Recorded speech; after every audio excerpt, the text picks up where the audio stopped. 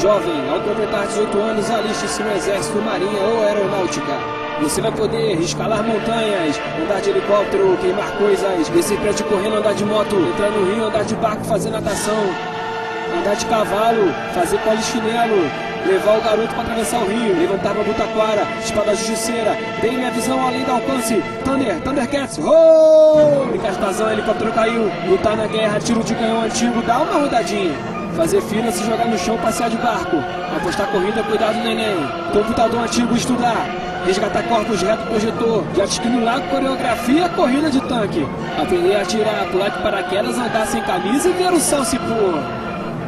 Atravessar na cordinha, descer pirambeira, usar roupa laranja, encher caminhão de terra, morrer na guerra, olha a rua molhar, atirar em alguém, dar carona pra alguém, telefonar pra alguém, derrubar alguém, cair no rio, brincar de rodar, fazer juramento, atravessar a ponte, metralhar o inimigo, atirar com uma bazuca de novo, fazer exame de fezes do HIV positivo, brincar no parquinho, arrumar capacete, parabéns de descer, rodar de moto, soldado atirou, helicóptero no céu, tiro de canhão, paraquedas no chão, roupas gays, olha puto cavalo, mulher espadachim, jogar o ó, tanto rodou, brincar no playground, escutar atletismo, caminhão atirou.